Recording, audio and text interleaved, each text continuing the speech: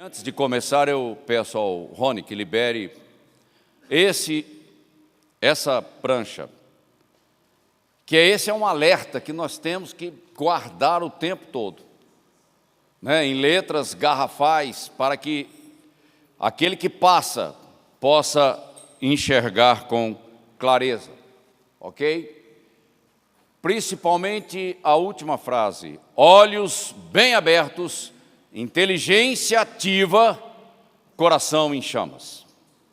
Porque nós vivemos tempos de urgência. A nossa geração, ela é exclusiva. Nós somos a geração do fim da igreja. É algo exclusivo para a nossa geração. E nós não podemos nos distrair pelo caminho. Amém? Ok, então vamos dar início então a nossa ministração. Continuando o tema, o poder espiritual, nós vamos estar falando sobre a autoridade do nome de Jesus. Exerça você, e eu me incluo, autoridade no nome de Jesus. Isso é para a igreja. No Velho Testamento você não viu ninguém usando isso. Os mártires da grande tribulação, se você for no livro de Apocalipse, você não vê essa expressão. Você vê o testemunho, né, que não amaram as próprias vidas em função do evangelho do reino, o evangelho eterno e das palavras do Messias. Mas usar o nome de Jesus é para a igreja. É algo interessante, é para a nossa dispensação, a dispensação da nova aliança. E às vezes a gente nem sequer dá bola para isso. Não basta apenas ter o direito de usar o nome de Cristo, porque quem está em aliança com Ele tem o direito legal de usar o seu nome, nome que é sobre todo nome, porque lá em Mateus ele diz: eis que me foi dada toda a autoridade. E ele agora delega essa autoridade para quem? Para a igreja, com um propósito: cumprir a grande comissão. Essa é a nossa vida. Nós não podemos nos distrair com religiosidade, com templo. Olha que pedras maravilhosas. Não vai ficar pedra sobre pedra. Mente ativa o tempo todo. E eu tenho o direito, mas o direito não é automático na vida da igreja. E quando eu falo de igreja, eu falo de você, eu falo de mim. Então não se exclua, não. Deus está falando com você diretamente. Não basta ter o direito conquistado na cruz, pelo sangue de Cristo derramado na cruz. O sacrifício dele foi aceito. E ele agora assentou-se à direita da majestade, numa posição de honra, de glória, e foi constituído juiz de todas as coisas. Amém? Você está ligado? Eu estou, glória a Deus. Mas eu preciso me convencer, convicção, do direito que eu tenho de usar o nome dele. Eu aponto de novo para cá. E eu tenho que usar, eu tenho que colocar em prática. Não é, Emanuel? Emanuel ali, eu estou meio gripado, não chega perto de mim. Eu falei: então sai daí, em nome de Jesus. Eu tenho que usar o nome. Tem sim! Mas eu vou passar na farmácia, eu vou comprar um remédio, eu tenho que ver meu plano de saúde. Espera lá, que discurso é esse? Primeira coisa é usar a autoridade. Você vai lembrar de Jesus quando tiver a situação ficar preta, aí fala: agora não tem mais solução, né? A solução humana acabou, então agora você lembra que Deus existe. Que coisa estranha. O nome de Jesus profeticamente tem que estar na boca da igreja. Eu estou em aliança com Ele, e tudo que é meu é dele, e Ele zela por mim e pelas minhas coisas. E a Bíblia diz que cada promessa de Deus tem um sim nele. E também tem o amém. Pode deixar que eu faço. A Bíblia fala isso. Mas parece que o crente, meio distraído pela vida, ele não lê direito as coisas. Está lá em 2 Coríntios, capítulo 1, versículo 20. E eu ainda ouso mais, na minha versão, né? Cada promessa de Deus na Bíblia tem o aval, a ratificação do sangue do Cordeiro. Acabou! O diabo já era! Você entende isso? Ah, mas está difícil, pastor. Olha, eu sei que não está na minha pele. Eu não estou não, mas eu estou na minha. Mas na minha também tem luta. A minha mulher foi para Santo André para resolver problema, abacaxi. Mas é no nome de Jesus. Eu tenho que cuidar da minha sogra também, ela faz parte da minha vida. Eu evangelizei aquela mulher. É compromisso com Deus. E Deus se preocupa com vidas, não com cachorro, não com carro, não com um templo bonito. Primeiramente, prioritariamente, primariamente, Deus está interessado em vidas. E eu tenho que estar atento a essas coisas. E a palavra de Deus em Hebreus capítulo 12, versículo 2 diz: Ele é o autor e o consumador da minha fé. Ele trouxe a fé ao meu coração. E agora a nova criação, através do poder divino, da semente divina, da palavra plantada no meu espírito. E agora ele consuma a palavra plantada dentro de mim. Ou seja, eu realizo, eu faço, eu opero. A palavra profética na minha boca. Em nome de Jesus, expulsarão demônios. Em nome de Jesus, imporão as mãos sobre os enfermos e eles serão curados. É isso que diz a palavra, e não uma teologia humana. Eu cada vez mais estou ficando alérgico à teologia humana. De catequese dessa ou daquela denominação, porque enquanto você olha para as teologias humanas, você se esquece da palavra de Deus. Isso é um erro na nossa vida e tem sido um erro na vida da igreja. Exerça a autoridade no nome de Jesus, exerça, você tem que usar o nome de Jesus, se você está em aliança com Ele.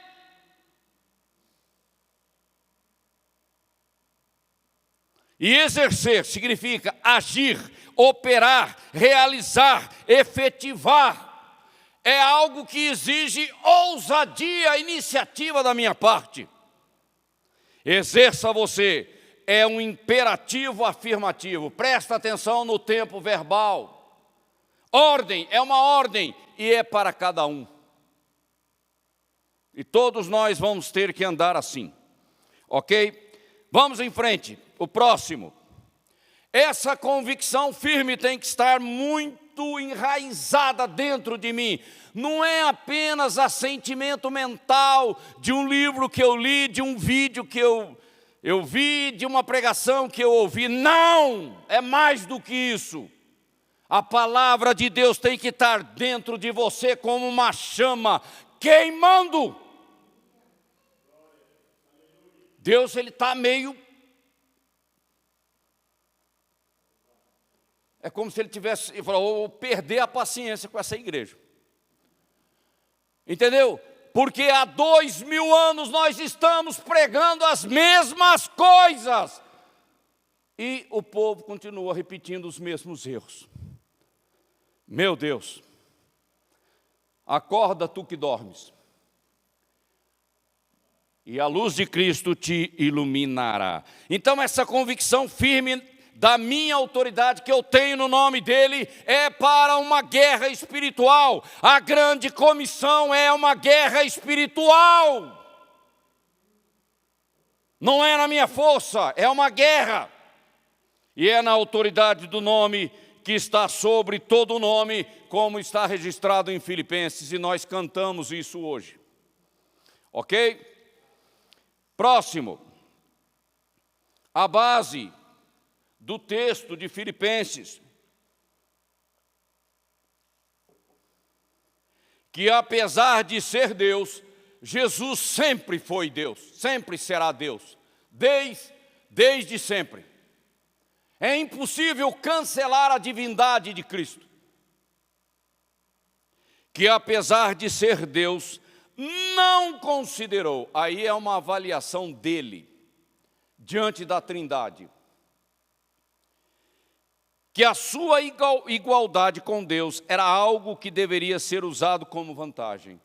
Não, não será usado. Eu vou vencer o pecado e a morte no corpo de carne, como Adão pecou. Porque Deus é justo, é assim que funciona, que o diabo cobra. Antes, pelo contrário, não vou considerar uma vantagem, algo dele, iniciativa voluntária dele. Antes, esvaziou-se a si mesmo. É como se ele cancelasse seus atributos, porque ninguém pode cancelar isso. Vocês estão entendendo? A natureza de Cristo, um mistério, algo que foge à nossa inteligência humana, assumindo a forma de servo, corpo humano, tornando-se semelhante a homens, como Adão que pecou, né? Primeiro Adão, por uma iniciativa voluntária, inteligente, de obediência e submissão a Deus, porque isso foi programado, foi planejado na Trindade, antes que o mundo viesse à tona. Sendo encontrado em figura humana, nasceu numa manjedoura, uma família pobre, lá da Galileia. Humilhou-se e foi obediente até a morte. Senhor, se for da tua vontade, passa de mim esse cálice. Mas Deus falou, não, não posso passar esse cálice. Esse cálice você vai ter que cumprir na cruz. E ele aceitou. Ok? A gente tem que entender essa luta, que é uma guerra espiritual. E morte de cruz, o verbo divino se fez carne, como está nesses dois textos que confirmam isso. Por causa disso, o sacrifício dele foi aceito. Deus o exaltou à mais alta posição. Assentar-se à destra da majestade não é para qualquer um, é para ele. A mais alta posição, ele deu o nome dele, que está acima de todo nome, para que ao nome de Jesus, todo joelho se dobre, nos céus, na terra e debaixo da terra. Dobrar significa guerra. Guerra. Ok? Não é apenas uma questão de prostração. Vocês acham que o diabo vai se prostrar diante de Jesus para adorá-lo? Claro que não. Mas vai ter que se dobrar, por causa da autoridade que me foi dada. Para que ao nome de Jesus todo joelho se dobre nos céus, na terra e debaixo da terra. Ou seja, não tem para onde ir. Toda a língua confesse que Jesus Cristo é o Senhor. Ele é o Senhor. Senhor dos senhores, Rei dos reis. Para a glória de Deus, Pai. Existe uma diferença ao se prostrar diante de Deus. Uma coisa é você se prostrar diante de Deus rendido, consagrado, entregue. Isso é adorador. Mas alguém vai se prostrar diante da autoridade dele e será condenado. Então a gente tem que entender essas duas coisas. Quem pratica o pecado é do diabo. É lógico. Da onde que vem a inspiração, a fonte e tudo mais. Porque o diabo vive pecando desde o princípio. Para isto o Filho de Deus se manifestou, para desfazer as obras do diabo. O que é desfazer? É quebrar, é guerra. Nós temos que prestar atenção quando o Espírito Santo usa determinadas expressões. Estamos, a igreja viva de Cristo. Primeiro, eu não precisava dizer que a igreja é de Cristo, né? Mas eu repito, eu faço questão de ser repetitivo para enfatizar a verdade, porque as pessoas estão distraídas. Aí o Espírito Santo falou, não, você tem que acrescentar mais uma. Igreja viva, porque tem igreja morta. A igreja viva de Cristo, aquela que se prostra no altar e é movida por um espírito de adoração e de verdade. Ok? O espírito ele começa a ficar intransigente com as definições da nossa doutrina. Estamos em guerra, aqui e agora, bem no meio da nossa geração. Se você não entendeu isso, bom, nós vamos ter que pregar muito mais do que nós estamos pregando, né? Você tem que entrar em guerra o tempo todo. E a guerra começa pela mente, pensamentos errados, doutrinas erradas, conceitos errados. E você fala, não, está tudo bem coisa nenhuma.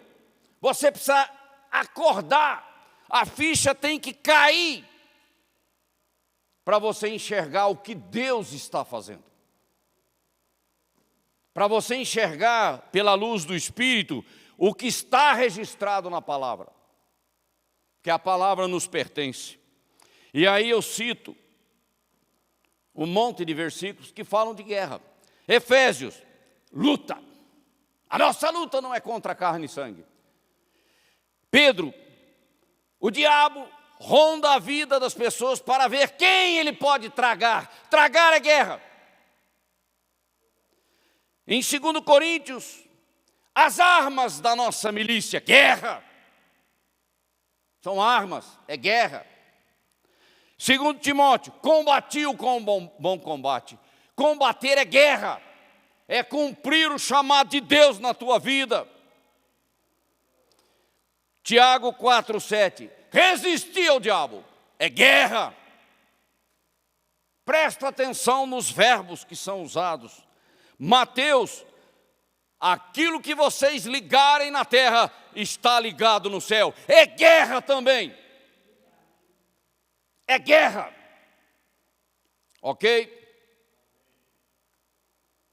E João, somos vencedores.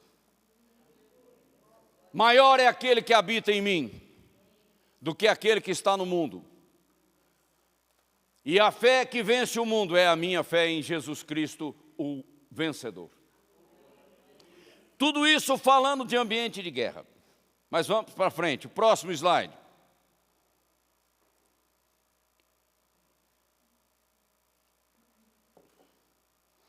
Convicção firme da minha autoridade na guerra espiritual. Propósito da minha autoridade aqui e agora, saquear o inferno. Você quer evangelizar Mogi das Cruzes de boa? Só no gogozinho? Tem que fazer guerra espiritual. Intercessão é guerra. Intercessão é guerra.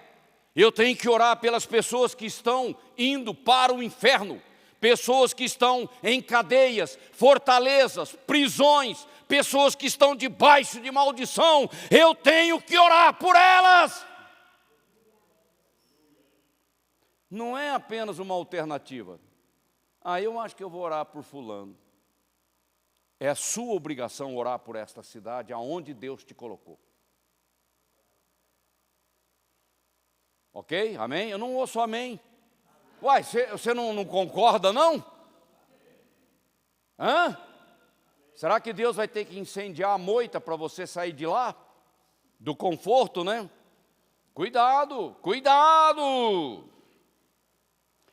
Lá em Marcos 16, e disse-lhes, ide por todo o mundo, pregai o evangelho a toda criatura. Isso é a nossa missão, a minha vida é isso, eu vivo para isso. E tudo aquilo que ocupa o meu tempo, que toma o meu dinheiro, que ocupa a minha infraestrutura, se não for para a glória de Deus, é empecilho na minha vida. Mesmo que seja uma bênção, é empecilho, porque eu deixo de cumprir aquilo que Deus espera de mim e me distraio pela vida. E dinheiro é uma delas. Não tem coisa pior na vida de uma pessoa do que dinheiro. Você não sabe lidar com isso, e aquilo te enreda, te aprisiona. Deus está querendo usar aquele dinheiro através da tua vida para alcançar vidas, e você está curtindo uma praia em Bertioga. Estão entendendo o que eu estou falando? Aí você compra um carro novo e fica o dia inteiro passando cera e passando paninho, e o carro está bonito, enquanto que as pessoas ao seu lado estão indo para o inferno. Isso é distração. E nós falamos disso no grupo de amigos online. Tem hora que não dá para ficar passando pano, não tem como. A nossa geração é a última geração. Passar pano coisa nenhuma, nós temos que pregar a verdade.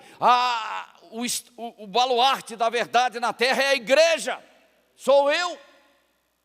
Mas isso daí vai espantar as pessoas.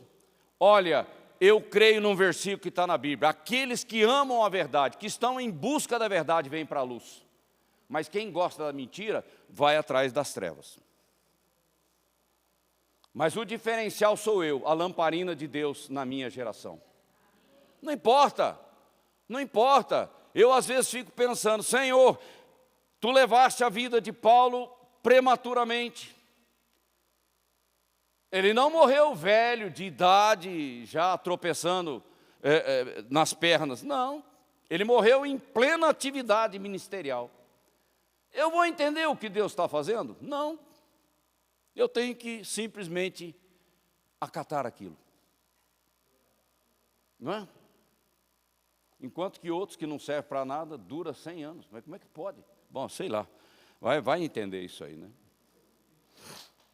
Mas Paulo não reclamou. Ele diz: olha, combati o bom combate, guardei a fé, estou pronto para partir. Estou pronto para partir, aqui não é o meu lugar. Fiz o que eu tinha que fazer. Passei pelo que eu tinha que passar, porque importa o quanto você vai sofrer por amor do meu nome. Ele falou: fiz tudo isso e agora estou pronto para ir embora, morar com o meu Senhor. Acabou o chamado, só acaba quando termina, não tem jeito. Estes sinais, e quem crer e for batizado será salvo, mas quem não crer já está condenado. Por quê? Você fica nas trevas, coloca o carro em ponto morto e segue banguela abaixo. Você vai parar no inferno. É preciso tomar uma iniciativa, uma decisão ousada de pular fora daquele barco que está afundando e vir para Cristo. É isso. A morte espiritual já nos condena. Não precisa fazer nada. Pode se trancar num convento, passar a vida inteira num calabouço, mas a morte espiritual está lá. De que adianta? É preciso nascer de novo. Foi o que Jesus falou para Nicodemos. Nicodemos, você é um religioso. Você se acha bom. Você se acha um cara sério, numa religião séria, mas você não está entendendo nada. É preciso nascer de novo. É algo que mexe com as suas estruturas, que só o Espírito Santo pode fazer na nossa vida. E estes sinais seguirão aos que crerem em meu nome, em meu nome, em meu nome, no nome de Yeshua, Hamashia, no nome de Jesus Cristo, Galileu, Nazareno, no nome dele, na boca da igreja, na boca daquele que crê. Isso não é religião, isso é autoridade. Autoridade. Está na minha boca, eu uso. Expulsarão demônios, falarão novas línguas. pegarão nas serpentes, e se beberem alguma coisa mortífera, não lhes fará dano algum, e imporão as mãos sobre os enfermos e os curarão. Não é talvez, quem sabe, isso não existe. Em guerra espiritual, essas expressões não existem. Ou é ou não é, ou vai ou racha. Em guerra espiritual é assim. Ora, o Senhor, depois de lhes ter falado, foi recebido no céu, assentou-se à direita da majestade, posição de autoridade. E eles, tendo partido, ação, pregaram por todas as partes, cooperando com eles o Senhor através do Espírito Santo, e confirmando a pregação deles, com sinais, prodígios e maravilhas. Mas se você não fala para o seu vizinho que Jesus é poder, ele nunca vai ver isso. É preciso criar evidências para que a incredulidade da vida dele seja quebrada. E são com sinais que nós quebramos isso. Ok? Aí o vizinho está doente, você fala, não, toma esse remédio, que esse remédio é muito bom. Olha, tem aquele médico lá que atende lá não sei aonde. Você dá tudo o que não precisa, né, em primeiro lugar. Pode tomar o remédio, pode ir atrás do médico, pode mudar o plano de saúde, isso não tem problema nenhum, ninguém está criticando isso. Eu estou dizendo que as nossas atitudes são incrédulas, porque a gente não busca Deus em primeiro lugar. A palavra de Deus diz, amar a Deus em primeiro lugar, amar a Deus acima de todas as coisas. Essa é a primeira coisa, não é remédio, médico, sei lá o quê. Primeira coisa, tá? Em verdade vos digo, que aquele que crê em mim, nós andamos pela fé, fará também as obras que eu faço, que eu fiz e que estão registradas na minha palavra. Você vai fazer as mesmas coisas que eu fiz. Você crê nisso? Você crê nisso? É o mestre falando. E ele ainda, para piorar a situação da igreja, né? Daqueles que estão dormindo, e as fará maiores do que estas. Quem aqui consegue operar coisas maiores do que Jesus? Do ponto de vista humano, a gente fala, isso não é para mim não. Mas ele falou. Jesus não joga palavras ao vento. Ok? Porque eu vou para o Pai. O meu sacrifício será aceito, eu serei glorificado e assentarei à direita da majestade, numa posição de autoridade no céu e na terra e debaixo da terra. E eu dou essa autoridade para você.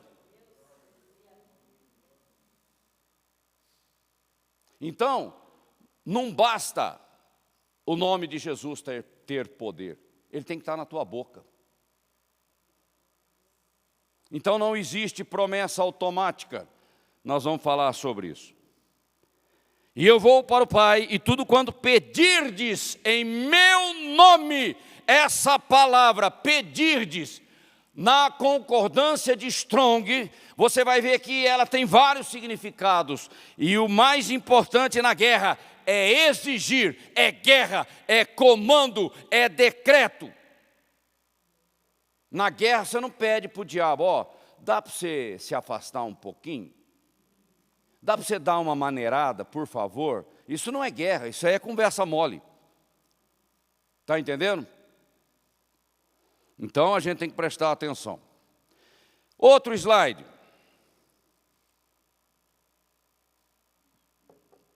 Não tem como fugir de metanoia, é impossível. Porque eu não tenho outra coisa para falar a não ser isso, porque essa é a estrutura que Deus tem que mudar na minha vida. Para exercer autoridade na guerra espiritual, aqui e agora, na minha geração, eu preciso de metanoia. Eu já disse, a guerra começa pelo soldado. A guerra começa em mim. Depois, ela vai para fora. E aí, essa expressão, elekcho, no grego, é reconhecer a própria falha diante de Deus. Isso é arrependimento. E o que está escrito aqui em Mateus 3:2? E dizendo: arrependei-vos, porque está próximo o reino dos céus. Se lá naquela época já estava próximo, e agora? Não é? E agora? E essa palavra, arrependei-vos, está ligada à metanoia. Porque como é que eu vou reconhecer o meu erro, a minha falha, a minha morte espiritual diante de Deus, com humildade de coração, com submissão de fé, para que eu possa me converter a Deus e entrar no espírito da nova aliança. Aí é o novo nascimento. O pecador precisa de uma mudança de mente para entrar na vida eterna. E o crente, para ser um instrumento de poder nesta geração, ele precisa mudar de mente também. Porque senão será mais um 3S perdido pela vida. Ou seja, perdido no sentido de chamado ministerial. Você pensa que a vida é comer, beber, vestir, pagar conta, é só isso? Não tem mais nada para fazer? Não! Em primeiro lugar vem o reino de Deus. As demais coisas vos serão acrescentadas. Amém? Estão ligados? Metanoia é uma palavra de origem grega que significa mudança de mente, arrependimento profundo, interior, enraizado dentro de mim. É uma transformação interior que leva a uma nova vida, porque ela produz o fruto segundo a sua espécie. O fruto da carne é pecado, não agrada a Deus, mas o fruto de uma nova criação, do novo nascimento, é para a glória de Deus, e os meus frutos permanecem para a glória de Deus. É segundo a sua espécie, está lá em Gênesis. E Jesus usou a expressão da árvore: pelos frutos conhecereis a árvore, se é boa ou se é ruim. E Deus nos deu esse princípio para julgar, para discernir as coisas. Pelos frutos, você conhece se o cara é crente ou não. Pelos frutos. Eu não estou dizendo que nós temos autoridade para julgar alguém no sentido de condenar, discriminar e etc. Não é disso que eu estou falando. Mas a prudência na minha vida, o discernimento de Deus na minha vida é necessário, principalmente na vida de um pastor. Um pastor cego não consegue guiar ninguém. É um cego conduzindo outro cego. Eu preciso discernir as lutas que você tem, as dificuldades que você tem, as fragilidades que você tem, para que eu possa orar e discipulá-lo. Ah, mas não toca nos meus problemas, que senão sai da igreja. Isso é carne. Isso é carne. Isso é rebeldia diante de Deus. Eu já fui assim, por isso que eu posso falar com propriedade. Minha vida era a vida de um cara rebelde. Deus tem que quebrar o rebelde, humilhá-lo até não sobrar nada. Aí ele fala: agora o barro, eu vou começar a trabalhar no barro. Enquanto tiver um rescaldo de orgulho, de arrogância, de rebeldia, de independência no teu coração, você vai passar por provação e Deus vai te quebrar. Não diga que eu não falei, tá? Porque eu falo, porque é assim mesmo. É assim que Deus nos conduz em vitória.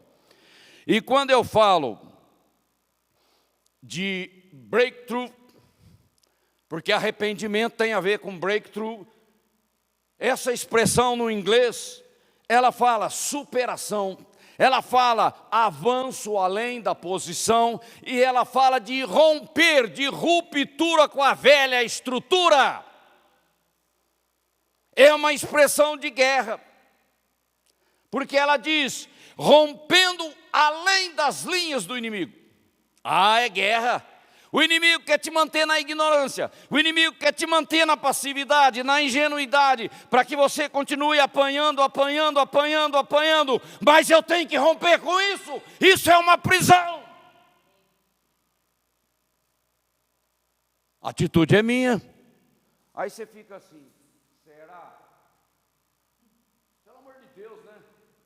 O espírito já está começando a ficar apavorado. A letargia de quem se diz cristão.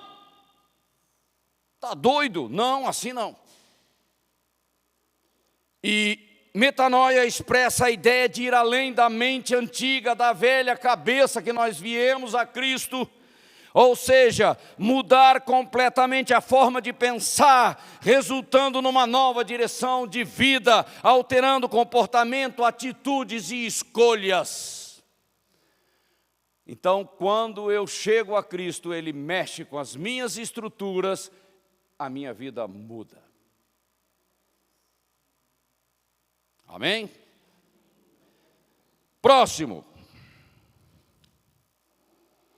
Minha autoridade na guerra envolve uma convicção renovada e firme, porque eu preciso de ousadia para cumprir a grande comissão. Amém? Vocês estão quietos, então você vai, será? Vocês estão assim, né? Será? Não sei. Será? Acorda, né? Fala amém, glória a Deus, é isso mesmo, Espírito. A igreja tem que reagir. Será que eu vou ficar dormindo a vida inteira no banco da igreja? Não, sai fora, Satanás.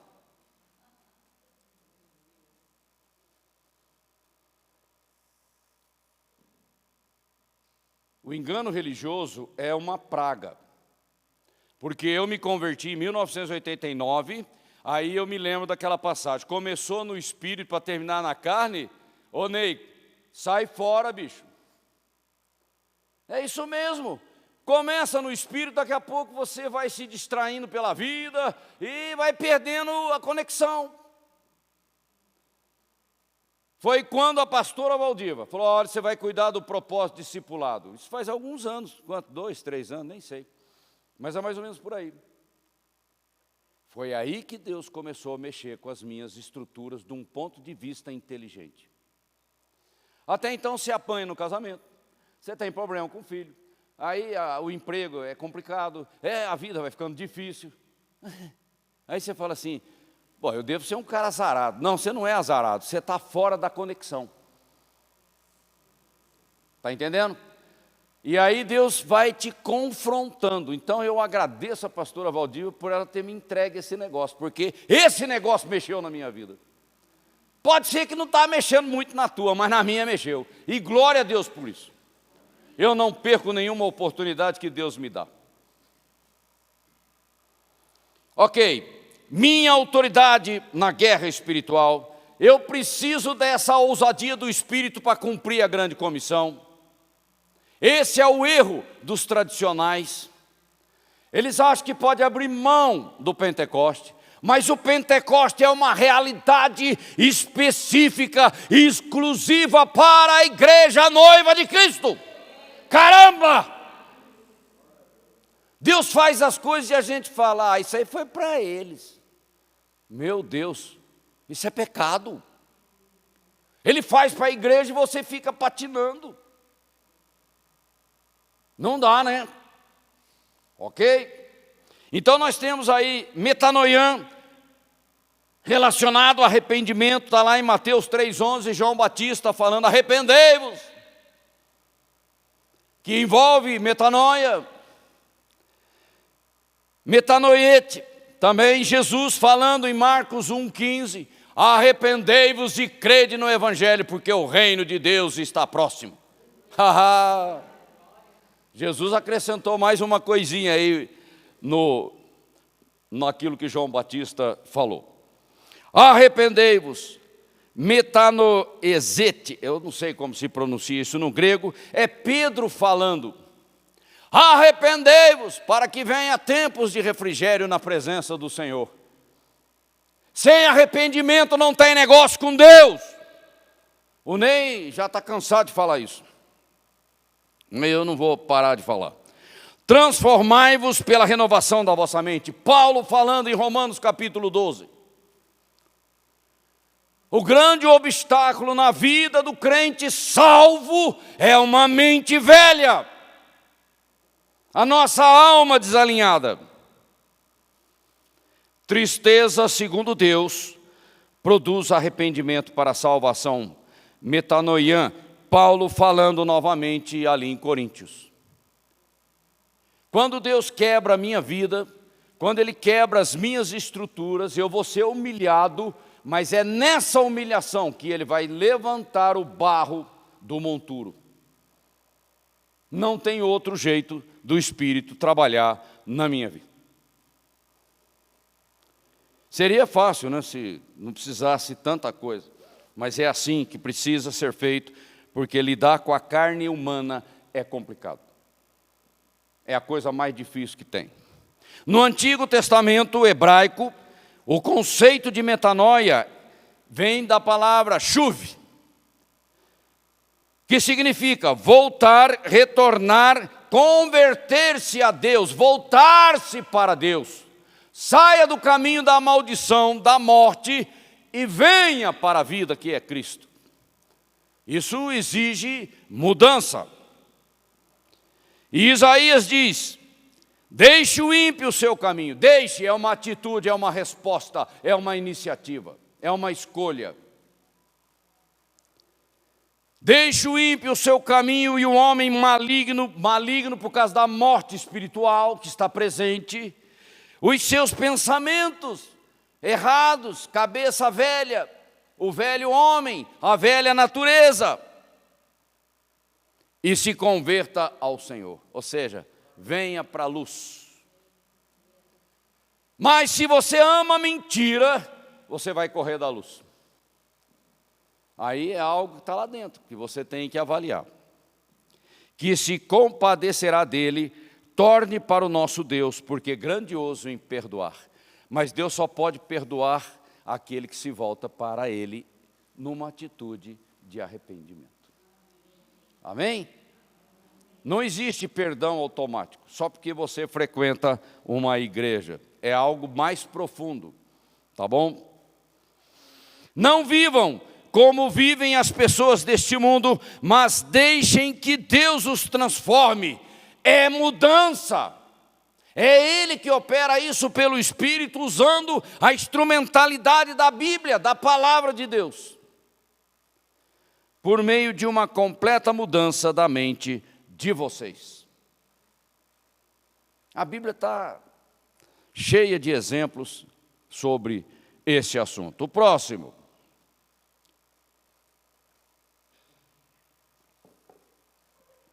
Vou ter que acelerar agora por causa do nosso tempo, mas o conteúdo já foi. A metanoia, ela é necessária para o pecador que se converte e volta para Deus, mas ela é muito mais necessária na vida do crente salvo para concluir a carreira que Deus colocou na vida dele. As duas coisas. Então, metanoia é muito mais do que remorso, né? Esaú, ele teve remorso, mas nunca encontrou uma posição de arrependimento diante de Deus. Remorso não muda a vida de ninguém, pelo contrário, é uma maldição na vida daquele que abriga esse tipo de sentimento. Ok? É um arrependimento verdadeiro, profundo, intenso, interior, que vem do coração e transforma a nossa vida. Pelos frutos conhecereis a boa árvore. É isso. É a resposta do ser humano ao chamado de Deus. Volta-te para mim e viva. Não existe vida fora da conexão com Deus. E não há salvação e nem santificação sem uma verdadeira metanoia.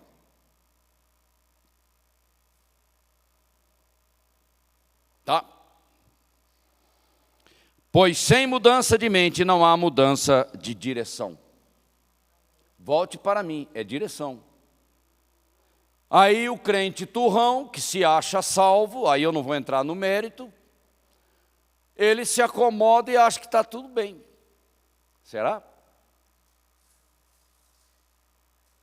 Ponto cego é um problema sério na nossa vida, que você não enxerga para onde está indo. Arrependei-vos, pois, e convertei-vos, para que sejam apagados os vossos pecados. Só apaga se nascer de novo. Não tem como. E para que venham assim os tempos de refrigério pela presença do Senhor no dia a dia da tua vida. Metanoia.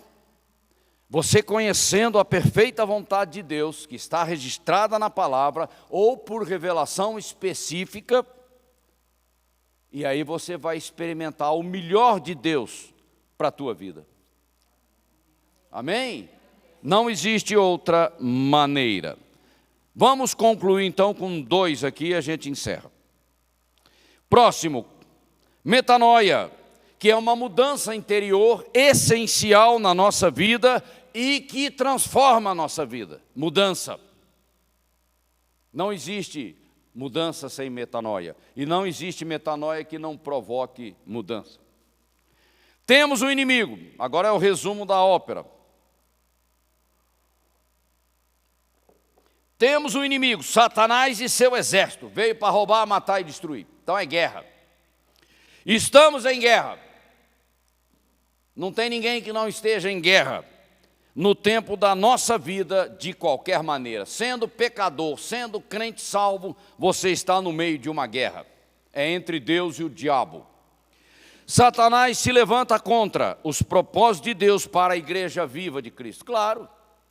Se a igreja tem autoridade, ele não quer que a igreja use a autoridade e ele consiga destruir o máximo que ele pode. Ok? Deus opera na terra através do corpo de Cristo. Você já viu o anjo expulsando demônio? Já viu? Já viu? Não, né? Essa autoridade foi dada à igreja. Tá? Deus opera na terra através do corpo de Cristo. Nós somos a boca profética da autoridade de Cristo na terra. Ele usa a igreja, ele precisa, porque a igreja foi levantada como instrumento de poder. A guerra é espiritual e acontece nas regiões celestiais. A nossa luta não é contra carne e sangue, mas há um mover demonizado nas regiões celestiais para trazer morte, destruição e prejuízo na nossa vida. E é ali que eu tenho que mexer. E isso é intercessão, é guerra espiritual. Porque eu tenho que desalojar, quebrar o poder de Satanás que opera na vida das pessoas, na dimensão física, onde nós estamos e vivemos. Mas a guerra é espiritual. A guerra é intensa, ela é contínua, o inimigo se aproveita de tudo e não tem trégua. É o tempo todo pauleira, pauleira, pauleira. E se você deixar uma legalidadezinha, ele se aproveita. Ele não é bobo. É como bola dividida, não posso vacilar. Quando você entra na guerra, você entra para matar. Não existe outra opção. Deus nos levanta para quebrar as obras do diabo. Ok? Próximo e último da nossa ministração.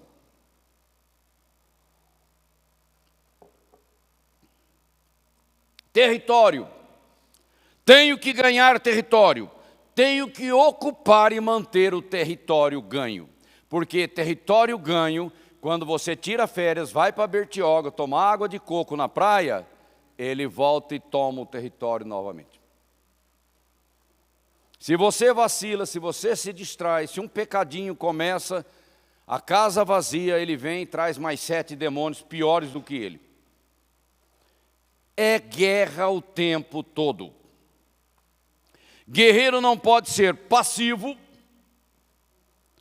ingênuo, que isso não são virtudes, ignorante, frágil, dodói, mimimi, cheio de coisinha. ou distraído. Quem está na guerra, se bobear, leva um tiro na cabeça. É vigilância o tempo todo. E se tropeçou, perde perdão na hora, porque senão você vai apanhar. Tá? Guerra espiritual, nós temos que ser muito prudentes, vigilantes, sóbrios, para entrar na guerra espiritual. Não existe promessa, Bíblia. A perfeita vontade de Deus está registrada na Bíblia, e numa boa versão, eu tenho que incluir esse tipo de coisa, de cumprimento automático. Deus quer que todos sejam salvos. É verdade? É verdade, está na Bíblia. Mas isso se cumpre automaticamente? Não! Precisa da igreja, evangelizando, intercedendo, fazendo guerra espiritual, discipulando, evangelizando. Trabalho, postura, atitude. Não existe nada automático na Bíblia. Se você não tomar posse, se você não botar o pé na estrada, o território não é ganho. Não existe, se Deus quiser, nesse ambiente de guerra. Se você entrar para exercer autoridade sobre os demônios com esse tipo de mentalidade, você vai apanhar. Então sai fora disso. Cuidado com a definição de vontade permissiva de Deus. Eu nem vou entrar muito nesse assunto, porque senão eu vou ter que desenvolver uma teologia aqui mais braba, mais violenta, mas não vou fazer isso. Eu só chamei a tua atenção para você começar a fazer uma autocrítica na tua vida do que você anda falando. Porque a boca fala, a boca fala do quê? Do que está lá dentro. Será que Deus quer que 60 milhões de crianças sejam mortas através do aborto? Será que é isso que Ele quer? Cuidado com esse conceito de soberania. Toma cuidado com isso, porque senão você vai falar que Deus é o autor do mal, do pecado. E isso é mentira. Isso é uma ideia calvinista. Tá? Cuidado com o tal determinismo divino. Deus determinou tudo. Antes da fundação do mundo, Ele estabeleceu decretos, e por causa dos decretos, então na pré-ciência, aí vem mais uma turminha arminiana, tudo bobagem. Tem certas coisas que Deus determinou. Crê no Senhor Jesus Cristo e será salvo. Isso Ele determinou. Mas Ele não determinou cada evento da nossa vida, porque semeaduras são escolhas. E o livre-arbítrio está aí, porque Deus honra aquilo que Ele mesmo cria. Tá? Mas quem exerce o livre-arbítrio para o mal, será julgado. Peça ajuda, não seja arrogante. Eu não preciso de oração, eu me viro sozinho. Então você é um super crente, não é? Que está acima da média, e você não precisa da igreja. Isso é ignorância. Tem que pedir oração, sim, claro. Tá? Mas não terceirize, é o outro lado da moeda. O cara que gosta de terceirizar é preguiçoso, medroso, covarde, é meio folgadão, né? Deixa para o outro orar e enfrentar os demônios, e ele recebe o bônus sem nenhuma luta. Isso não existe. Você vai apanhar de qualquer jeito, com esse tipo de atitude. Ok? Então, indolência na nossa vida, vai no dicionário, quando você chegar na sua casa, abre o dicionário e fala, qual o significado de indolência? Você vai ver que é muita coisa. Tá? E coisas que trazem prejuízo na nossa vida. Faça a guerra. Estamos lidando com vidas enquanto é tempo, inclusive a sua. Amém? Vamos colocar de pé. Estenda a sua mão direita para Deus. Renove a sua aliança com Ele. Peça ao Espírito Santo para trazer renovação de entendimento na tua vida e se apresente diante dele como um soldado para a guerra. Porque vidas estão em jogo e a igreja tem essa função, ganhar almas para Cristo, tirar almas da maldição, da condenação, do inferno. Se comprometa com Deus. Fala, Senhor, eu olhando para mim mesmo, não vejo muita coisa, mas o Senhor tem poder para mexer na minha vida e me levantar nessa geração.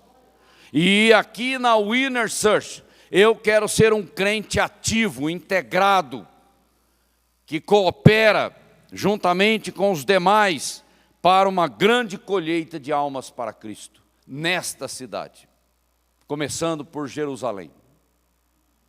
Amém?